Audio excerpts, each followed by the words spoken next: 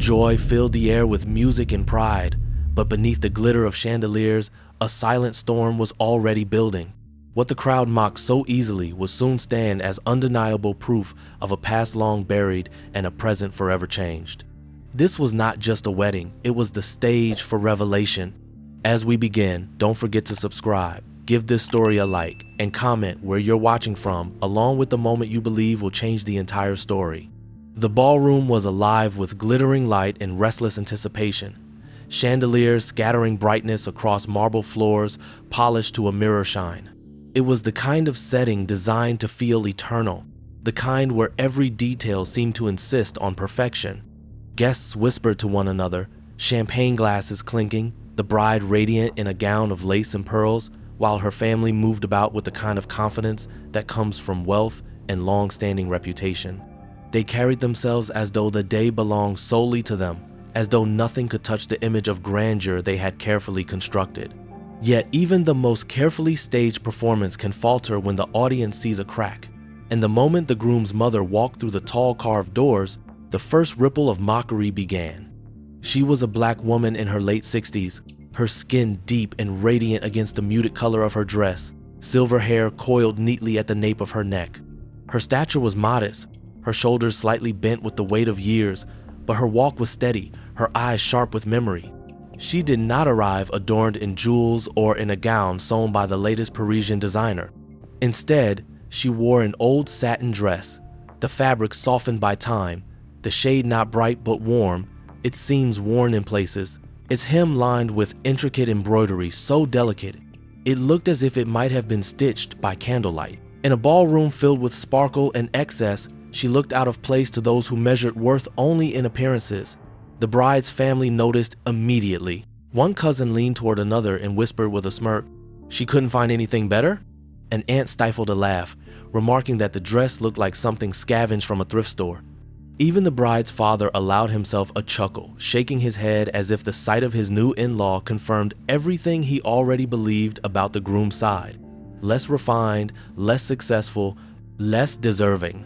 Their voices weren't loud enough to halt the ceremony, but they were sharp enough to sting, sharp enough that other guests glanced around to see what had sparked the laughter.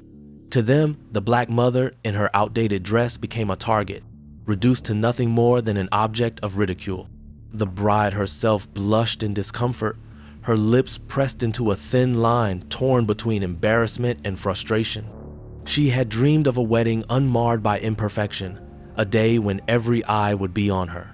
Instead, whispers about her mother-in-law's attire cut through the polished veneer of the day.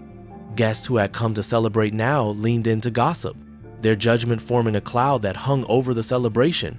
And yet, the groom's mother did not falter. She heard the words, felt the eyes, but she carried herself with a composure that seemed almost defiant. Her gaze was calm, her chin level, her silence, not weakness, but armor. If one had looked closely, they would have seen that her eyes carried something stronger than shame. They carried knowledge, a story too rich to be wasted on people who mocked what they did not understand. The groom noticed. He saw the way his mother stood under the weight of judgment and the way the corners of her lips curved into a faint, knowing smile. His jaw tightened when he heard the snickers, but instead of shrinking, he crossed the room to her side, kissed her cheek, and offered his arm. To him, the dress was not a mistake, but a memory, a symbol of resilience, of sacrifices made for him long before anyone in that ballroom had ever spoken his name. Their bond was a quiet rebellion against the sneers, but the bride's family only saw what they wanted, evidence that they were marrying beneath themselves. As the ceremony began, vows spoken beneath an arch of roses, the orchestra swelling with practiced precision, the undercurrent of mockery never entirely disappeared. Whenever the groom's mother shifted in her seat, the fabric of her dress rustled softly, reminding those who had laughed of her presence, keeping their disdain alive. They measured her worth in threadbare seams and faded color, never imagining that the fabric might hold more than age, that it might hold history. After the vows were spoken and applause filled the air, the reception brought more opportunities for judgment.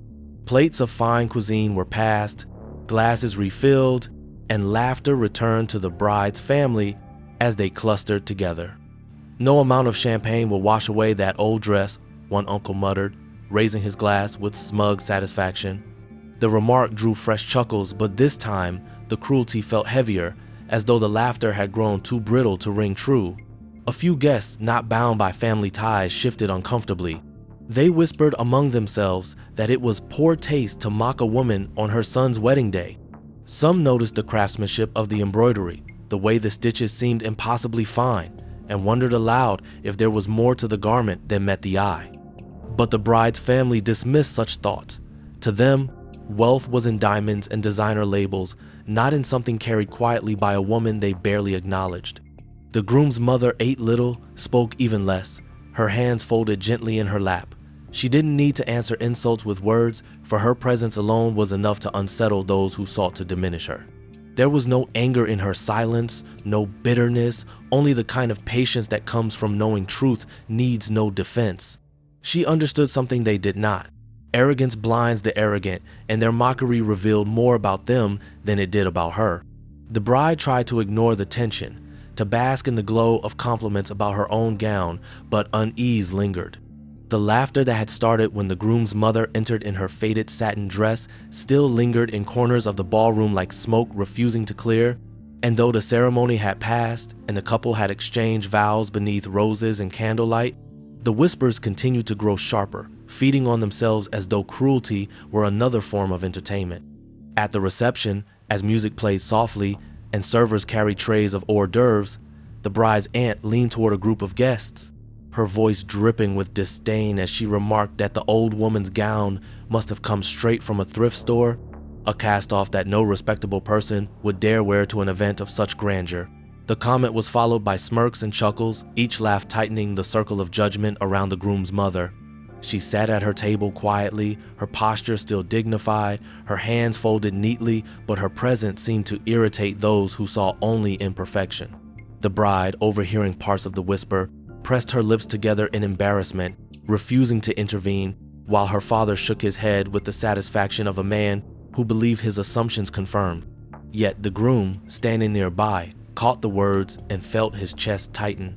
His jaw clenched, his eyes flicked to his mother, and for a moment a storm threatened to break, but instead of unleashing anger at the insult, he walked directly to her side. The gesture was deliberate, a silent rebuke to the gossiping circle.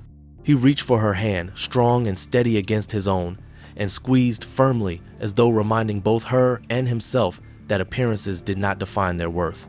She turned her face toward him, her lips curling in the faintest smile, her eyes saying more than words ever could, "Let them laugh, the truth cannot be mocked away." The music shifted into something livelier, couples filling the dance floor, but the whispers traveled still, some guests emboldened by the aunt's remark, others beginning to question quietly why the family of the bride seemed so intent on humiliating their new in-law. The groom's unease was not simply about the insults, it was about memory, about the knowledge of what that dress represented. He had seen his mother unfold it carefully from his protective cover days before the wedding, smoothing the fabric with trembling hands, her expression caught between sorrow and pride.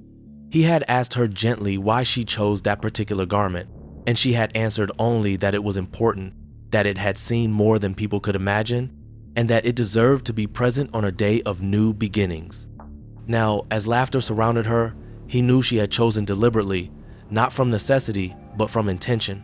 The bride's family, blind in their arrogance, mistook choice for poverty, and in doing so they revealed themselves more than they realized. Still, the weight of ridicule pressed down. A cousin joined the aunt's conversation, adding that the dress looked decades old, as though it had survived a funeral rather than a celebration, and the circle laughed again, their words dripping with contempt.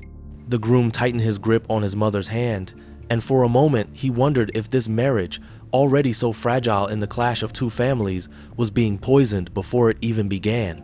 His mother gave a gentle squeeze back, her expression calm, her silence deliberate. She would not defend herself to people who could not see past threadbare seams. She would not waste her breath explaining history to those who measured value in jewels and glitter.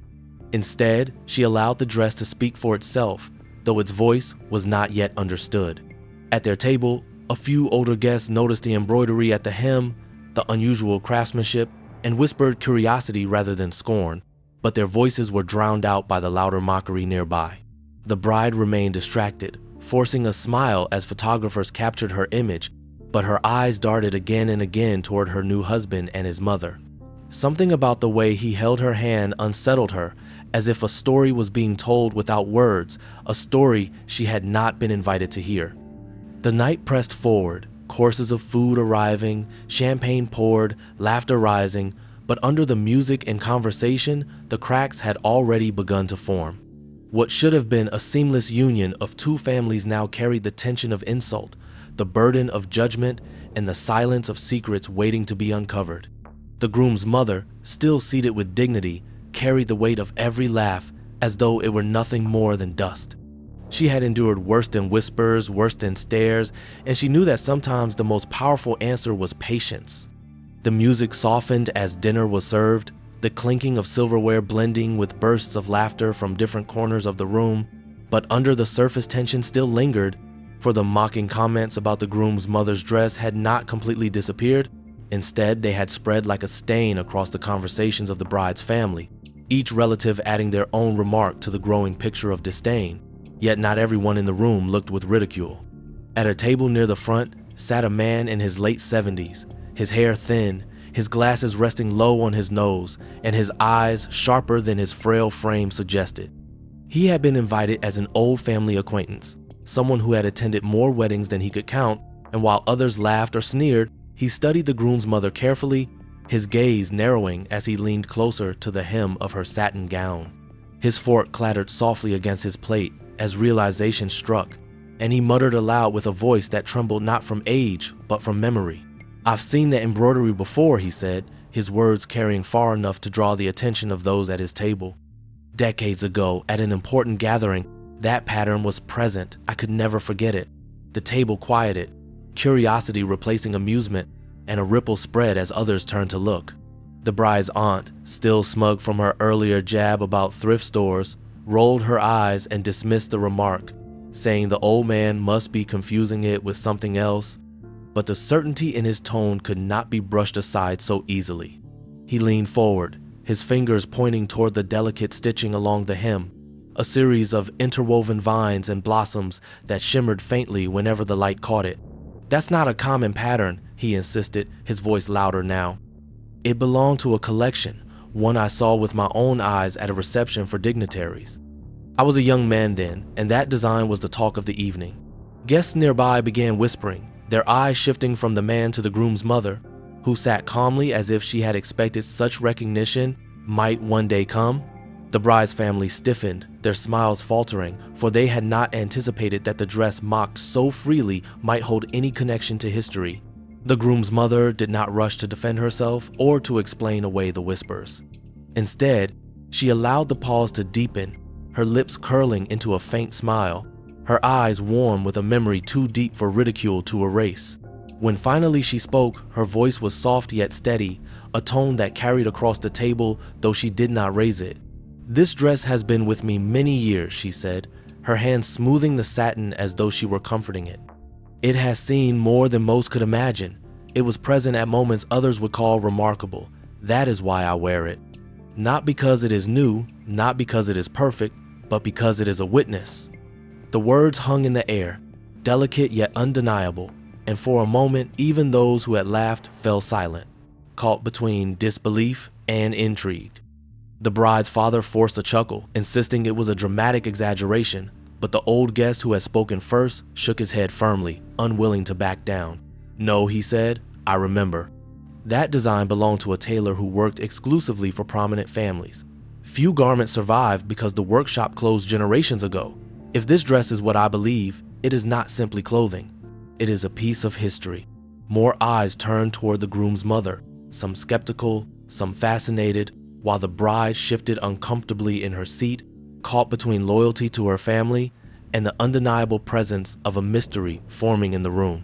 The groom, still at his mother's side, straightened with pride, his earlier unease replaced with a quiet certainty that vindication was close. He had always known the dress mattered. He remembered her careful hands lifting it from its protective box, her eyes glistening with emotions unspoken. Now others were beginning to see what he had always felt, that this garment carried more than fabric, it carried truth. The bride's aunt tried once more to laugh it off, saying old fabric could not change the fact that it looked outdated, but her words felt weaker now, lacking the bite they had earlier.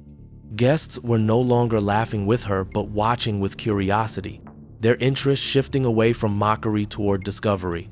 The groom's mother rested her hands in her lap, letting silence reclaim its power. She had no need to rush the revelation, for she understood that arrogance always rushed to defend itself, while truth waited patiently to be seen. The old man who recognized the embroidery continued to speak softly, telling those at his table of the evening he remembered, the dignitaries, the whispered talk about the craftsman who had poured his soul into designs that vanished after his workshop mysteriously closed. Each detail added weight to the possibility that the dress was more than an old garment clinging to faded glory. The music played on, but beneath it the air was shifting, curiosity swelling stronger than contempt, and the bride's family could feel the balance of the evening slipping from their control. What had begun as a game of ridicule was becoming something else entirely, a story unraveling in front of everyone, one they could neither laugh away nor silence. The bride herself forced smiles for photographs, but she could not shake the memory of her husband's proud grip on his mother's hand, the way he seemed to stand taller when others looked at the dress with suspicion instead of contempt. It was not long before her father, seated at the head table with a glass of whiskey in hand, decided to reclaim the attention. He had heard enough of the murmurs, enough of the curiosity that threatened to cast shadows over his daughter's perfect evening. Leaning back in his chair, his voice louder than necessary, he scoffed. "A family so poor they can only wear hand-me-downs. Is this what my daughter has married into?"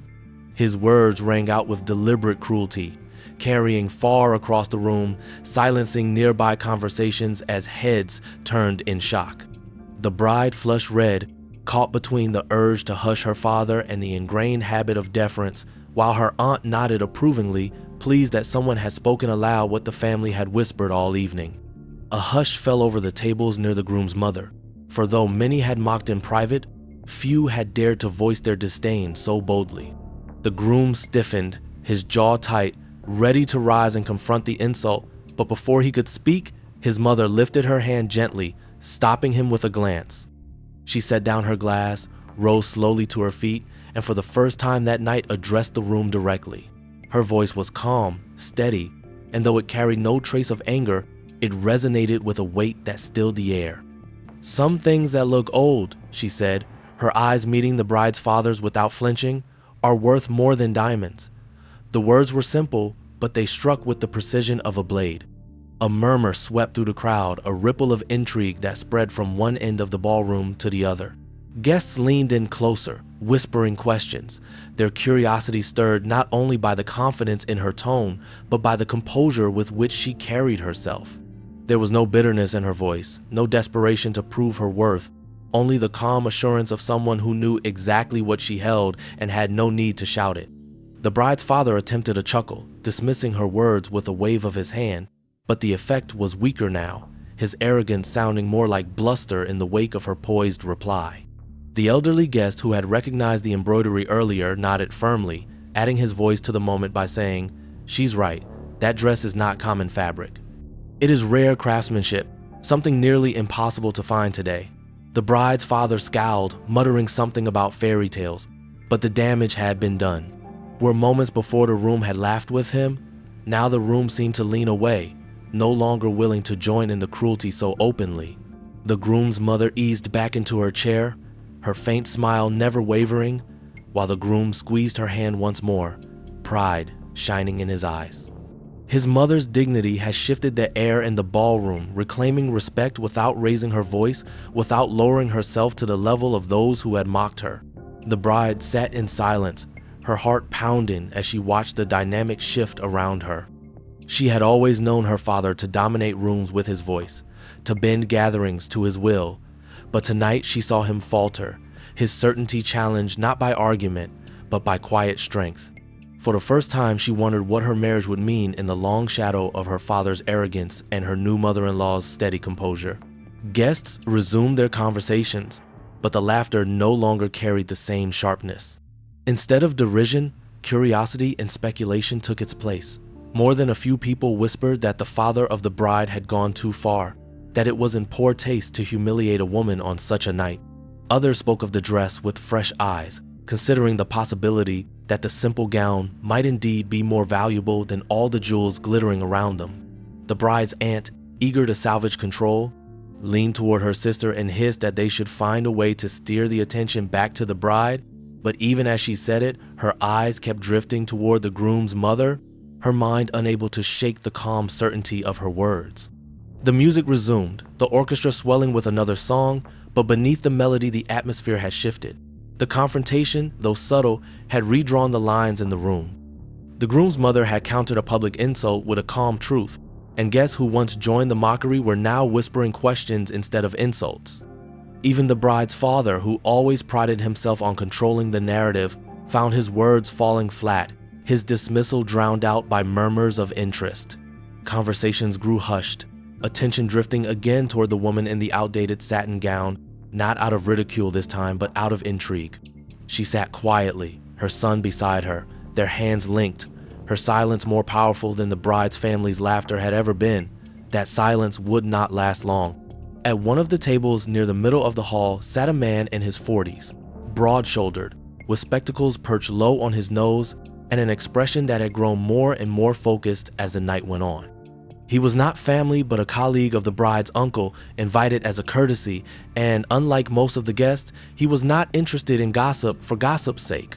He was a curator at a museum, a man who had spent his career cataloging and studying artifacts, trained to notice details others overlooked.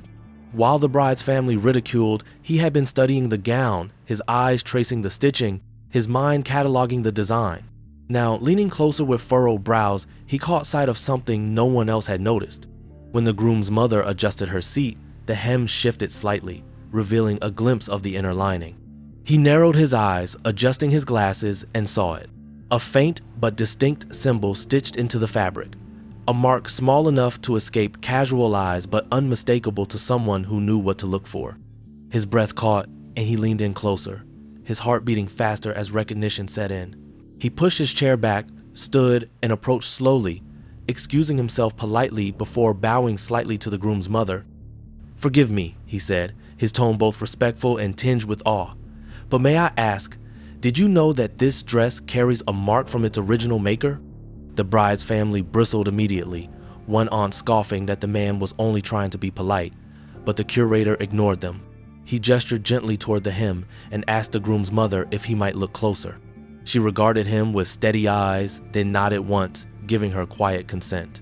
The man knelt carefully, lifting the edge of the fabric just enough to see the lining, and there it was, clear under the light, a delicate hand-stitched emblem, a crest that had all but vanished from the world decades earlier.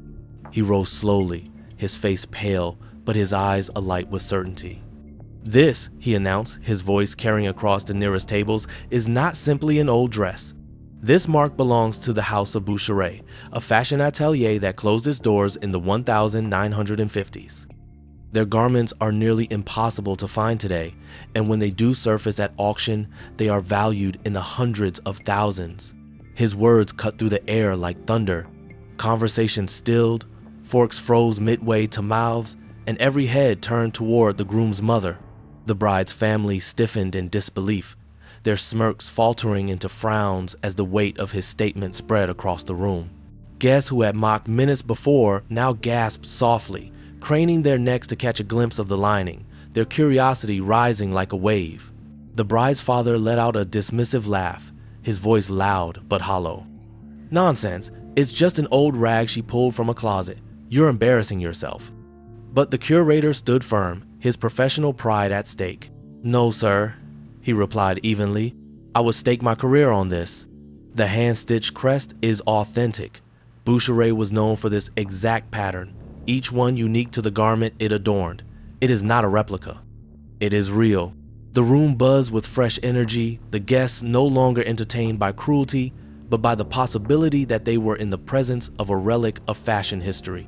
The bride shifted uncomfortably in her seat, her fingers twisting in her lap, while the groom sat taller, his hand never leaving his mother's. She, for her part, remained composed, her faint smile unchanged, her silence now transformed into something else, confirmation without words.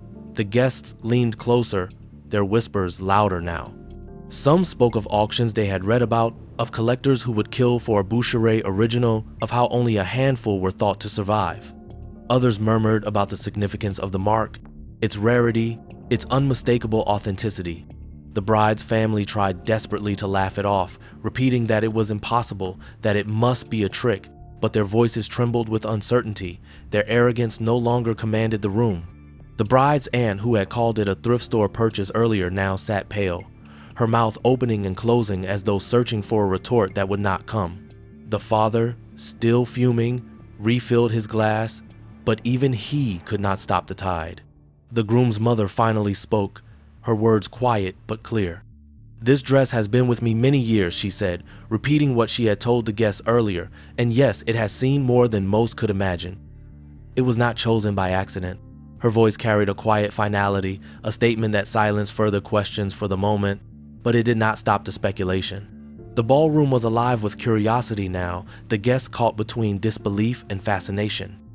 The dress, once the subject of mockery, was becoming the centerpiece of the night, its faded satin commanding more attention than the bride's lace or the glitter of diamonds.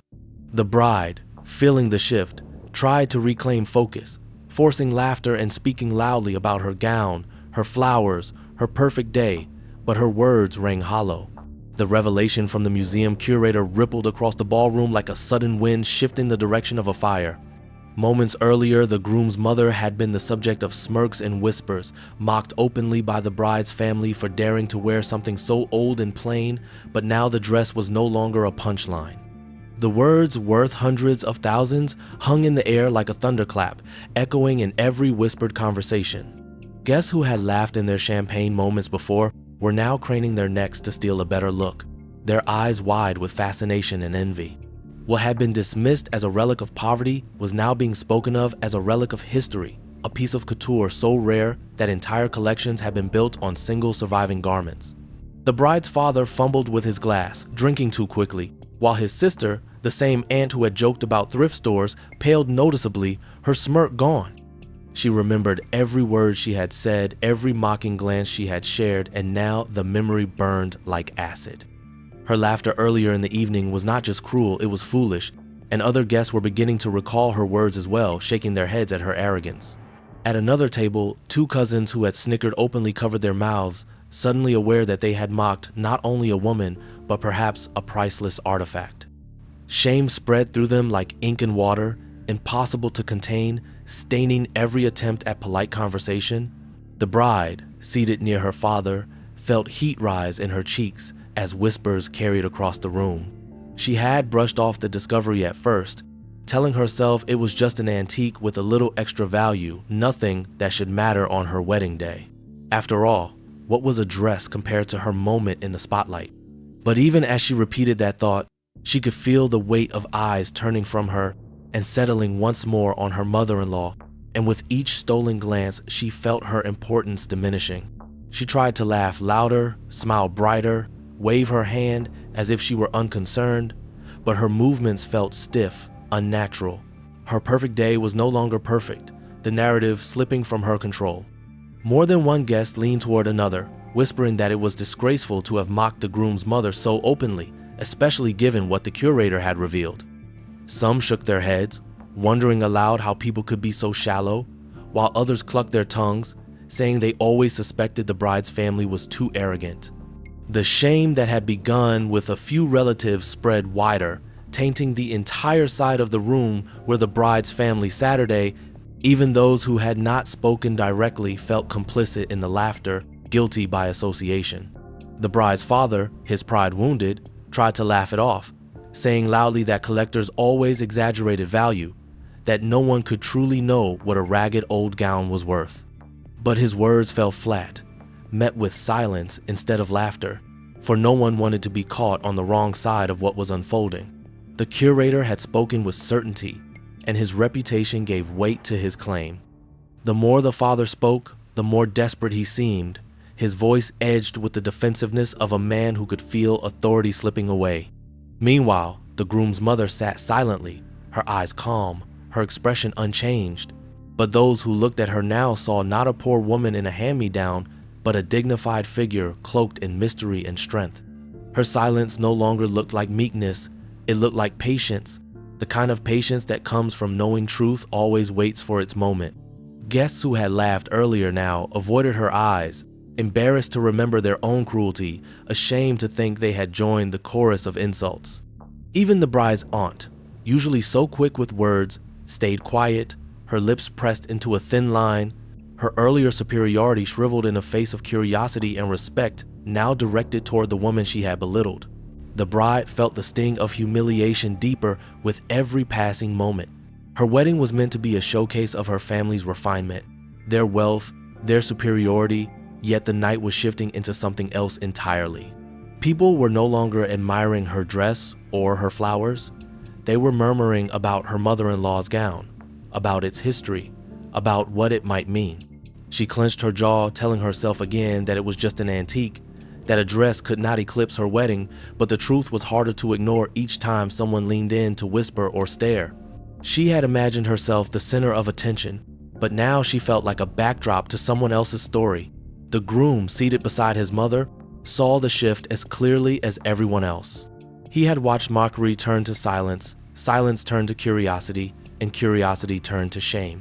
He held his mother's hand tighter, pride swelling in his chest, and for the first time that evening, he felt the balance of power tipping in their favor.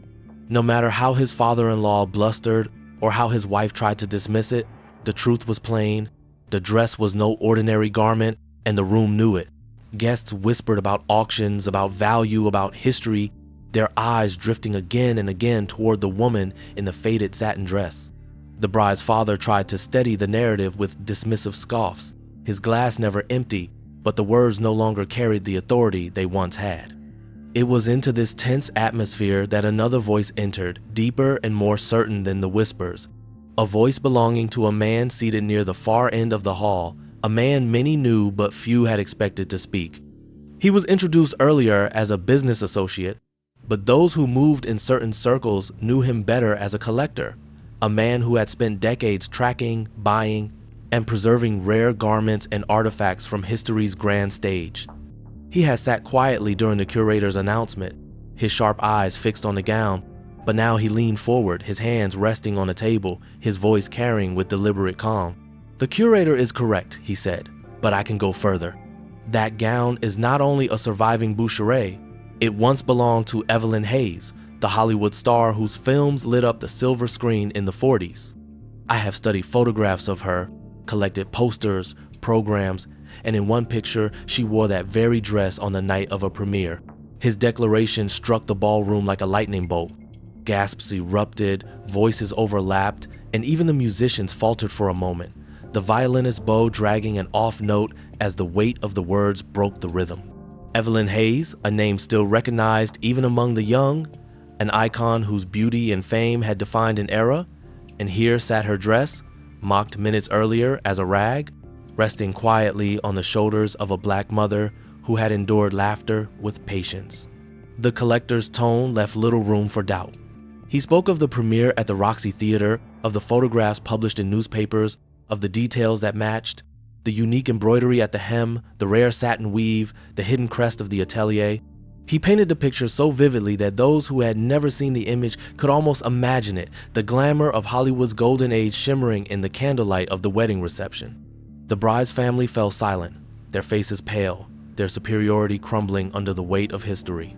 The aunt who had laughed loudest pressed her napkin to her lips, her earlier words echoing in her mind like poison, while the father clenched his jaw, his attempts at dismissal dissolving in the face of mounting evidence. The bride herself stared at her new mother-in-law with wide eyes, her embarrassment now mingled with something else, something closer to fear, for the narrative of the evening was spiraling further from her grasp. The guests erupted into a fresh wave of conversation, some marveling at the revelation, others already calculating the value, and still others whispering that such a piece belonged in a museum, not a ballroom. The collector, however, was not finished. He had risen from his seat, his step slow but certain as he approached the groom's mother with the respectful air of a man in the presence of something sacred. "May I?" he asked gently, gesturing toward the gown, not in mockery but in reverence. She studied him for a moment, her eyes steady, then nodded with the same calm composure that had carried her all evening. He bent carefully, his experienced fingers tracing the edge of the hem, moving with the precision of a man who had handled artifacts worth millions.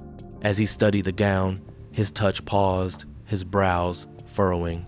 He leaned closer, pressing gently against the lining, and then his expression changed. He straightened, his voice loud enough for those nearby to hear.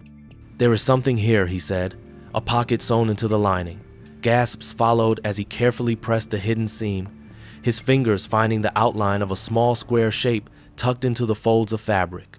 With the permission of the groom's mother, he slipped his fingers inside and withdrew a folded slip of paper, yellowed with age but remarkably intact. The room stilled, every breath held as he opened it delicately, his eyes scanning the words.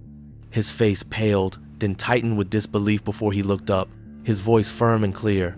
"This is a will tied to the Davenport estate." The name struck the bride's family like a physical blow. Davenport, their name, their legacy, the wealth that had funded this very wedding, the inheritance that had defined their arrogance. Murmurs swelled into shouts as guests turned in shock, their eyes darting between the bride's family and the slip of paper in the collector's hand. The bride's father rose unsteadily to his feet, his face flushed with rage, demanding the paper be handed to him at once, but the collector ignored him, instead reading aloud. The will named relatives long forgotten, heirs cut out by the family's manipulations decades earlier, heirs whose bloodline did not end with the bride's father but extended further, through branches left to wither in silence. The groom's mother sat still, her eyes on the paper, her face unreadable, but the truth was dawning in the minds of everyone present. She was connected. Her silence, her patience, her dignity. It was not just the armor of a woman with nothing to lose, but the strength of someone who had known all along that her history ran deeper than anyone could see. The bride's father roared that it was a forgery, that no such will could exist, but his voice was drowned out by the murmurs of the crowd and the calm voice of the collector, who declared that authenticity could be verified by legal experts, that the paper bore signatures and seals long thought lost. The shame that had spread earlier now deepened into humiliation. The bride's family exposed not just as cruel but as fraudulent, their inheritance suddenly cast under a shadow of doubt. Guests no longer looked at them with respect, but with suspicion, their wealth tainted by the possibility of stolen legacy. The ballroom had already been turned upside down when the collector announced that the faded satin gown once belonged to Evelyn Hayes, and that a hidden pocket had produced a will tied to the Davenport estate, but the shock deepened as the document was read aloud. Gasps and murmurs rippled through the crowd like thunder rolling across a valley. Guests leaned over tables, craned their necks, and whispered fiercely, their faces reflecting disbelief, excitement, and in some cases horror. The collector's voice was measured but carried like a bell, his words describing the original intentions of the estate's patriarch who had died decades earlier, his fortune meant to be divided not solely among the branch that the bride's family descended from, but also extended to a distant relative whose line had been quietly erased from the record. That name was there, written in ink now faded with age, but still legible, and it connected straight to the groom's mother. The revelation shattered the air. For years, the Davenport family had basked in wealth, using their fortune as proof of refinement, building businesses, hosting galas, and now sponsoring a wedding that had been crafted to showcase their superiority. But in that moment, the very foundation of their grandeur cracked open. The bride's father roared in disbelief, demanding the document be handed to him immediately, insisting it was forgery. But the collector held it firmly. His reputation, his armor, and the curator from the museum stood to back him, stating that the signature and seal were authentic and that forensic verification would make the truth undeniable. The bride's mother covered her mouth with a trembling hand, her face ashen, while the bride herself stared at her new mother-in-law with eyes wide, torn between humiliation and dawning fear that her marriage had just tied her to the very woman her family had mocked. The bride's grandfather, an old man seated in a wheelchair near the front, grew pale as the words continued. His hand shook as he clutched the armrest, his lips pressing into a thin line, beads of sweat forming at his temple. Those who knew him saw the recognition in his eyes, the way they darted back and forth as though searching for escape, and suddenly it was clear he remembered more than he had ever admitted. When the collector finished reading the summary, silence fell like a weight, heavy and suffocating, until the grandfather let out a broken sigh that carried across the front tables. "It's true," he muttered, his voice fragile but clear enough for those closest to him. "It was taken. It was never ours alone." His words hit harder than the document itself. Gasps rose again, the bride's mother whispering frantically for him to stop, the bride's father clenching his fists as though he could physically hold the truth back, but the old man slumped against his chair, his face gray with regret. Guests erupted in shock, their whispers growing into a storm. Some turned accusing eyes toward the family who had ridiculed the groom's mother all evening. Others leaned toward each other in awe of the twist unfolding before them. The bride's family had not only mocked her but had stolen from her lineage, burying the truth for decades while building their legacy on deception. The bride herself felt her throat close, shame crawling over her skin, because every insult she had quietly allowed earlier now echoed like a curse against her own name. She had laughed weakly when her aunt joked about thrift stores, had flushed but said nothing when her father called the gown a hand-me-down, and now she realized every word was a knife thrown at the very woman who had been wronged all along. The groom sat taller beside his mother, his pride fierce and unshaken, his hand never leaving hers. He had always known her worth, but now the room knew it too, and the very people who had sought to diminish her were exposed as thieves of legacy. His chest swelled with both anger and vindication, his eyes fixed on his father-in-law whose bluster had collapsed into silence. The bride's father attempted to rally, shouting that this meant nothing, that the estate had long been settled, that nothing could undo decades of possession, but even as he spoke, his voice trembled with cracks of desperation. The guests were no longer listening to him. Their attention had shifted to the groom's mother, who sat in serene composure, her face calm, her silence echoing louder than any outburst. Her dignity had outlasted insult and ridicule, and now it stood taller than the false legacy of those who had mocked her. The collector raised the will once more, stating firmly that courts would decide the matter, but that the truth was now undeniable. The inheritance had not been meant for one branch alone, and by blood and name the groom's mother was the rightful heir. Murmurs grew into open conversation as guests speculated about what this meant, about lawsuits and investigations, about fortunes overturned and reputations ruined. Some whispered with glee, others with pity, but all recognized that they were witnessing the collapse of an empire built on arrogance. The bride's grandfather groaned, whispering that he had stayed silent to protect his family, that lawyers had buried the truth long ago, but the words were drowned out by the noise of the crowd. He looked at the groom's mother with eyes full of regret, his lips trembling as though he wanted to apologize but could not summon the strength. The bride sat frozen, tears burning her eyes, her perfect day shattered beyond repair, her family exposed before the entire city's elite. The shame that had begun in whispers had grown into a storm, and no amount of wealth or status could shield them now. The groom leaned closer to his mother, whispering words only she could hear, words of pride and gratitude, for she had endured humiliation only to rise as the rightful heir before all who had doubted her. She gave a faint nod, her hand squeezing his, her face still calm. She had no need to gloat, no desire for revenge in that moment, for truth itself had already dealt the most powerful blow. The bride's father slumped into his chair, his glass shattering in his hand as he dropped it carelessly, his arrogance cracked into shards as fragile as the crystal. The ballroom was locked in suffocating silence after the bride's grandfather admitted what everyone had begun to suspect, that the Davenport wealth had been built on a stolen inheritance, and that the will discovered in the groom's mother's dress had revealed a truth buried for decades. The silence was so heavy that even the orchestra dared not resume, their instruments lying idle as if the musicians themselves were spellbound by what they had witnessed.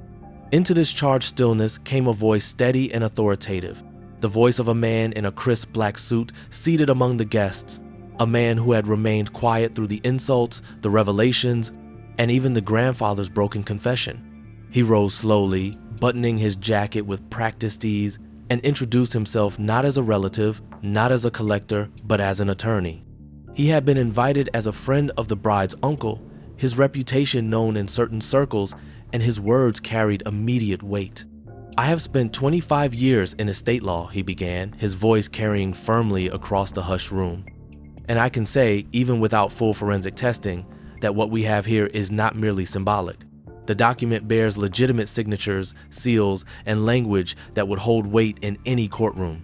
The estate, as it stands today, can be legally challenged." His pronouncement fell like a hammer on stone, the shock reverberating through the hall as guests gasped and shifted in their seats. The bride's father sprang to his feet, his voice cracking as he barked that the lawyer was mistaken, that no old paper could undo decades of possession, but his protestations rang hollow. The lawyer shook his head calmly, explaining that wills did not simply lose their power with time, that fraud and concealment could reopen matters thought long settled, and that if what was alleged here proved true, entire fortunes could change hands. The bride's family stiffened in horror, their faces drained of color, their arrogance stripped away with each word. The bride's aunt, who had once smirked so boldly, now stared down at her lap, her cheeks burning with shame, while cousins who had joined in the laughter earlier avoided every eye in the room. The bride's mother clutched her pearls as if they could shield her from the humiliation, but no ornament could disguise the disgrace now hanging over them. The bride herself sat frozen, her hands trembling in her lap, her wedding veil suddenly feeling like a shroud. She had believed this night would elevate her, that marrying into a man of lesser means would make her shine all the brighter, but now it was her family collapsing under scrutiny while her mother-in-law sat silent, composed, and newly powerful. Whispers spread like wildfire, guests leaning close to each other, their voices urgent with gossip. "She's the rightful heir," one woman murmured, her eyes darting toward the groom's mother. "All these years, and they stole it from her," another whispered. "I always thought the Davenports carried themselves too high." Now look at them. Admiration bloomed in the eyes of many, admiration not for jewels or silk, but for the woman who had endured insults with grace, who had worn her history on her shoulders without flinching. Some guests even rose from their tables and crossed the room, offering small bowls of respect or kind words to the groom's mother, gestures of loyalty that only deepened the bride's family's humiliation. The groom sat taller beside her, pride radiating from his posture, his earlier unease replaced by vindication. He had watched his mother withstand ridicule, had watched her patience bloom into revelation, and now he watched her become the center of gravity in the room, a woman whose presence commanded loyalty without a single boast. His father-in-law's voice cracked again as he shouted for silence, insisting the wedding resume, but no one was listening. The lawyer continued, laying out the legal reality that the Davenport fortune was now in jeopardy, that lawsuits would surely follow, that the courts would hear evidence of fraud, and that the balance of wealth and power could very well shift entirely. The bride's grandfather groaned again, his frail body slumping deeper in his chair, his face pale with regret. He muttered broken words about lawyers from long ago, about decisions made in secrecy, about a silence that had cost more than he could bear, but his family tried to hush him, their eyes darting with panic. The bride's mother whispered sharply that he would ruin them, but he only shook his head, his eyes fixed on the groom's mother with something like sorrowful respect. He knew the truth had always been hers. The bride's father collapsed into his chair, his bluster gone, sweat beading on his forehead, his hand trembling as he gripped the edge of the table.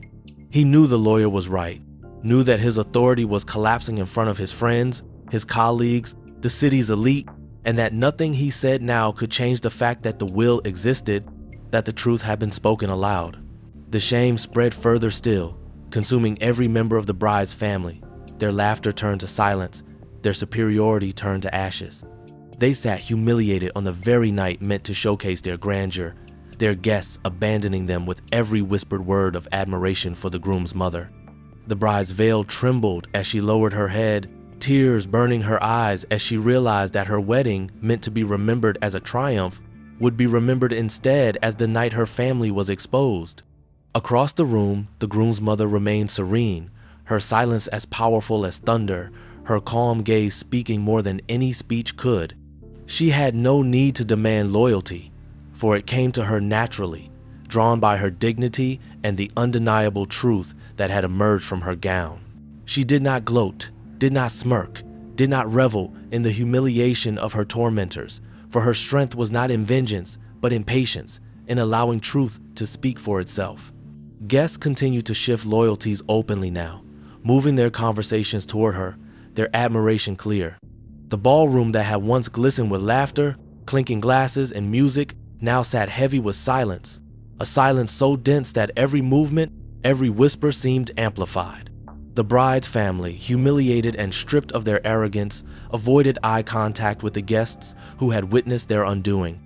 The bride herself sat trembling, her perfect wedding veil damp with tears, her chest rising and falling with the weight of a shame she had never expected to carry on the most important day of her life.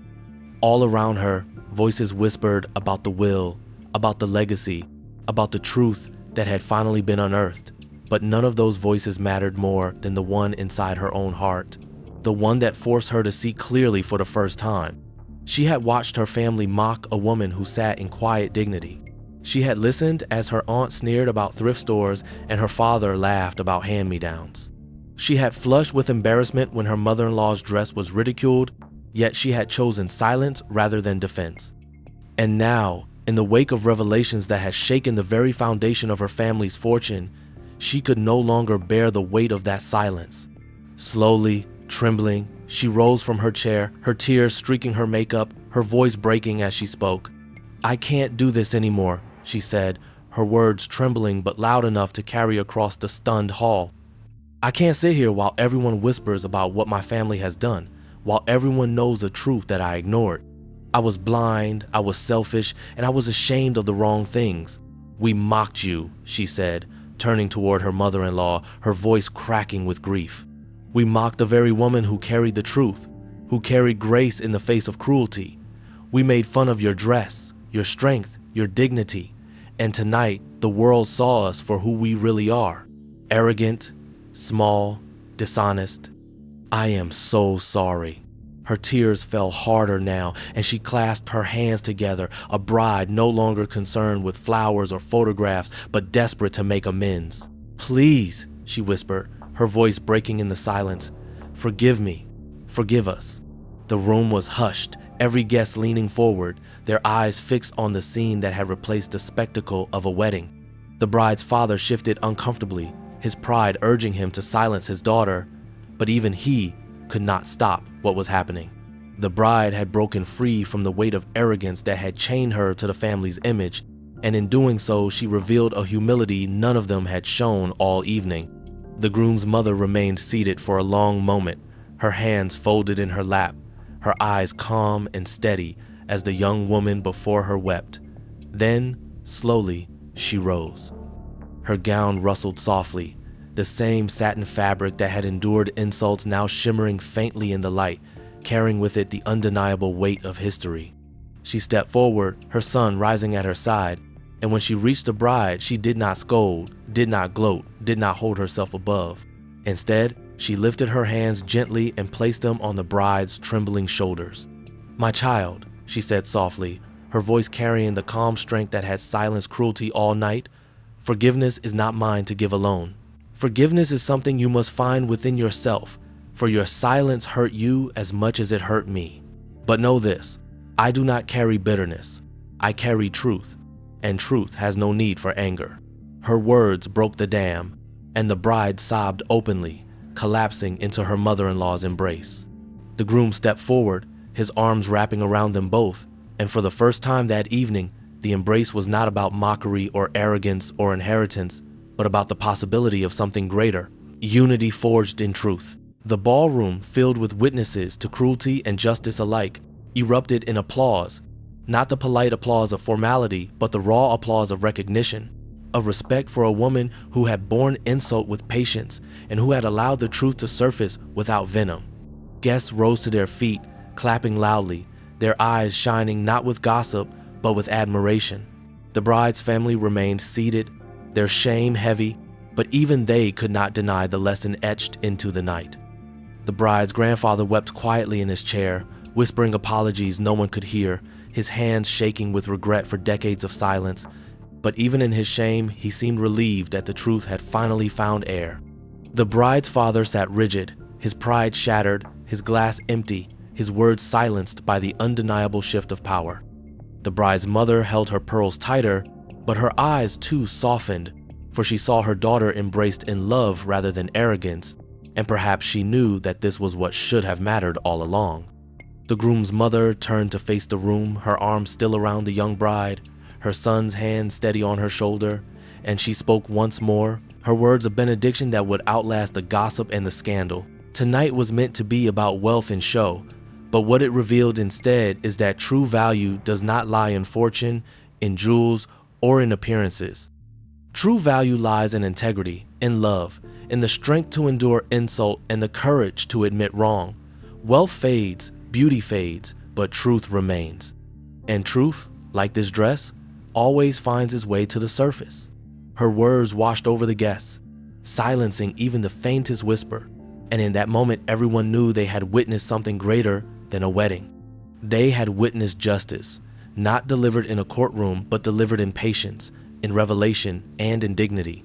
They had seen arrogance crumble and humility rise. They had seen a family stripped bare and a woman restored to her rightful place. The bride, still weeping, nodded into her mother-in-law's shoulder, her heart broken but also mended by the embrace. She knew her marriage would not be easy, not with the shadow of her family's disgrace, but she also knew she had married into truth, and that truth was worth more than diamonds, more than inheritances, more than pride. The orchestra, hesitant at first, began to play again, but this time the music felt different. Not a background to shallow grandeur, but a hymn to something stronger, something real. Couples rose to dance, not out of obligation, but out of relief, out of the need to move and breathe after witnessing such a transformation. The groom held his bride close, his eyes steady on his mother, gratitude etched in every line of his face. And the groom's mother returned to her seat, her gown shimmering softly, the dress no longer mocked but revered, not because of its value or its history alone, but because of the lesson it carried. It had endured laughter, it had endured cruelty, but it had revealed the truth in its own time. And in doing so, it had proven what she had always known, that no lie, no arrogance, no cruelty can bury truth forever. Truth, like satin stitched with memory, will always rise. The end. Thank you for staying with me through this story. What happened in that ballroom was more than family drama. It was a reminder that truth cannot be buried forever, and dignity has more power than arrogance. If you found meaning in this story, make sure to subscribe so you don't miss the next one, and give this video a like so it can reach others who may need to hear it. I also want to hear your thoughts. What part of the plot struck you the most? Was it the moment the will was discovered, or when the bride broke down and asked for forgiveness? And tell me where you're watching from, because I always love seeing the different places this community comes together. Your support and your comments are what keep these stories alive.